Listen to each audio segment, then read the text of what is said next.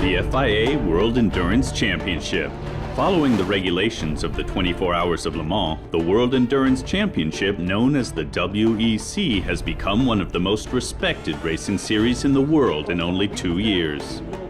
The reasons for its success are as simple as they are numerous. GT race cars wheel-to-wheel with Le Mans prototypes, amateur drivers next to professionals, petrol engines up against diesel engines, hybrid concepts competing with conventional drive systems. All that carried out on 8 of the most spectacular racetracks in the world, spread out over 4 continents, a unique combination in automotive racing.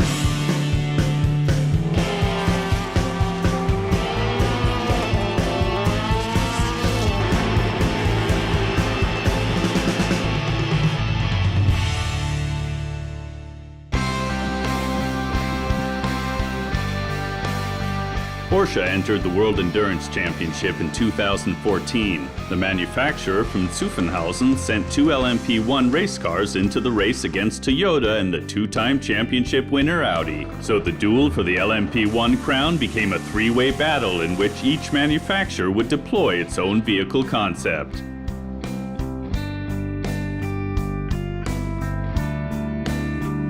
Efficiency was in demand. And so the manufacturers started the season in different hybrid engine power classes depending on their engine model.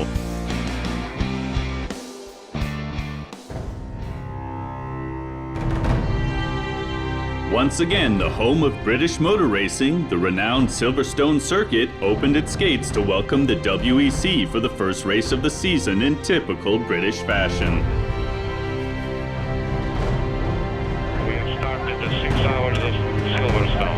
Heavy rains were responsible for a lot of slides and collisions, and Audi wasn't spared.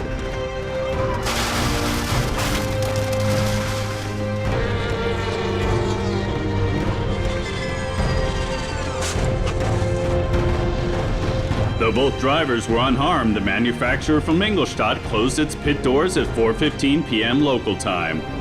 Toyota had an excellent start to the season with a 1-2 victory ahead of Porsche and entered the second race of the season in Belgium, leading in the Drivers' and Manufacturers' Championship ranking.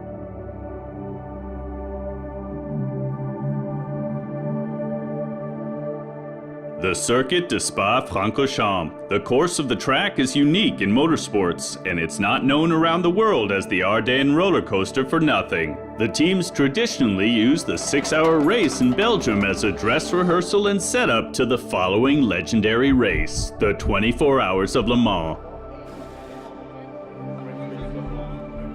After a qualifying with constantly changing weather conditions, the cars entered an extremely turbulent 6-hour race. The manufacturer from Ingolstadt entered a 3rd car to its roster for this race, just as it would for the next race in Le Mans. The Ardennes roller coaster illustrated the power of the LMP1 race cars this year and offered the countless fans overtaking maneuvers and continuous action at Spa-Francorchamps.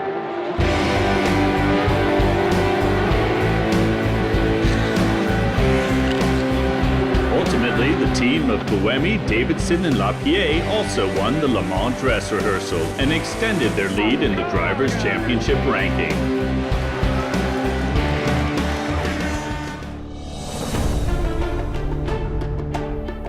Le Mans, the most famous and prestigious endurance race in the world. Once again, the French town attracted thousands of motorsports enthusiasts to experience the unique atmosphere and scores of VIPs both on and off the track. It was obvious that Porsche would be the center of attention as the Le Mans record holder returned after a 16-year break. And Audi, the dominating force of the classic endurance race over the past decade and a half, with last year's winning car driven by Loic Duval and Le Mans 9-time record winner Tom Christensen, were also in the spotlight. But the world champion and defending champion started the 82nd edition of the classic 24-hour race with a heavy burden. Loic Duval crashed in the free practice session, but much to the relief of all the drivers, he was able to climb out of his car unharmed. But the race was over for last year's winner before it even began. Replacement driver Marc Gené took his place. Toyota's Kazuki Nakajima, Stefan Sarazan, and Alex Wurz started the race in pole position. The number 8 championship leader was sandwiched between 2 Porsches, while Audi started the race in positions 5, 6, and 7 with a really good chance of catching up. But then the rain gods had a hand in the race, which resulted in the number 3 car prematurely ending the race through no fault of its own.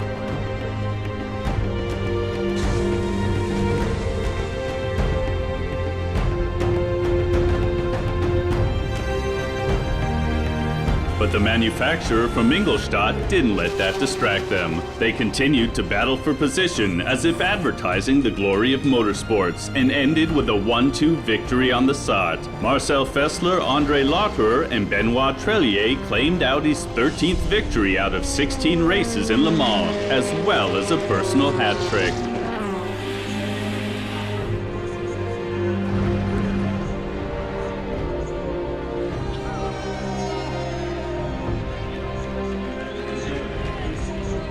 Yeah, I can't be happier, share this moment with my teammates and the whole team. Is just fantastic to win it for a 3rd time.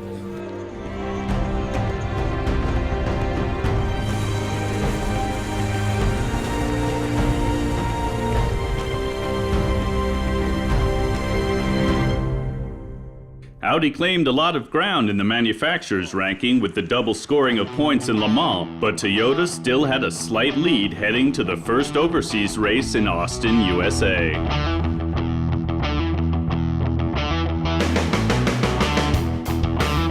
The 6-hour race started under blue skies and bright sunshine.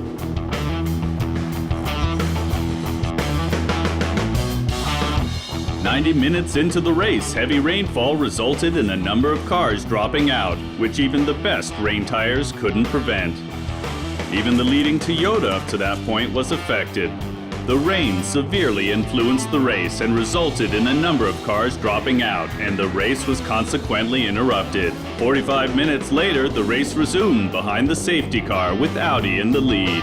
Audi succeeded in turning the tide at the midpoint of the season and took the lead from Toyota in the manufacturer's ranking. Countless fans once again flooded the Fuji International Speedway at the foot of Japan's largest mountain, the Fujisan. Toyota was strong for its home race right from the beginning, and after another victory, the Japanese reclaimed the lead from Audi in the manufacturer's ranking.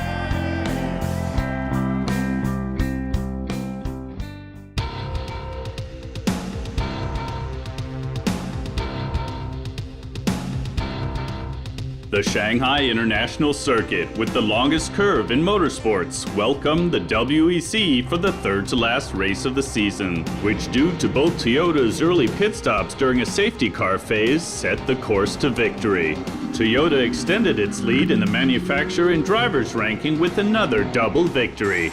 Porsche made it to the podium, but despite its pole position, wasn't able to win its first race of the season. On our way, guys. Great job, Steph, as well. Gün dolandı dağı taşı, dinmiyor gözümün yaşı. The Kingdom of Bahrain welcomed the WEC with its own characteristically oriental flair.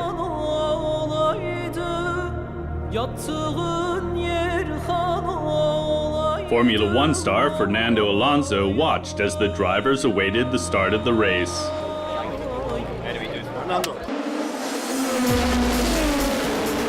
After approximately 1 hour and 45 minutes into the race, as day turned to night, the leading number 8 Toyota was forced into the pit for a lengthy repair due to problems with the alternators. About 75 minutes before the checkered flag, both Audi race cars were burning up the track with the 2 fastest lap times. But ultimately, it wasn't enough to get the manufacturer from Ingolstadt up on the podium.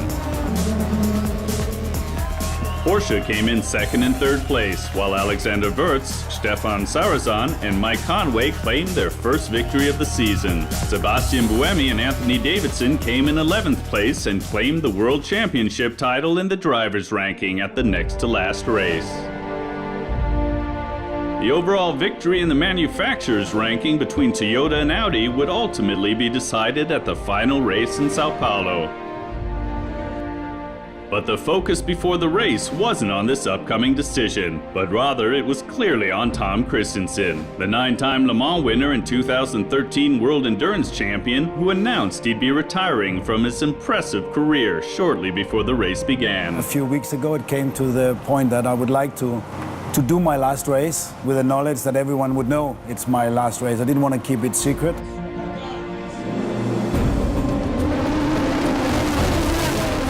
At the very latest, at 5:19 p.m. local time, 1 hour and 41 minutes until the checkered flag, all eyes were focused on Tom Kristensen.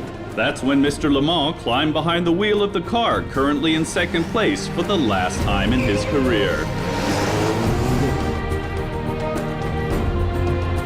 There was a moment of shock approximately 27 minutes before the end of the race. Mark Webber was embroiled in a serious collision, but luckily he and the Ferrari driver involved pulled through without any serious injuries. The remaining Porsche behind the safety car went on to win its first victory of the year. Toyota claimed victory in the manufacturers' ranking, but that still couldn't dampen the joy the significant race held for Audi with the third spot on the podium. I'm if I dare say, the most proud person in the world today, the most happy person. It just proves that this is and was the perfect and right time for me to end my career. So yeah, it's a happy man returning home. After the FIA WEC season finale, Tom Kristensen happily hung his helmet up, but will remain with Audi as a consultant. Perhaps it's something that shouldn't be underestimated, because next year Sao Paulo will be replaced with the Nürburgring, and the battle for the endurance racing crown will start anew.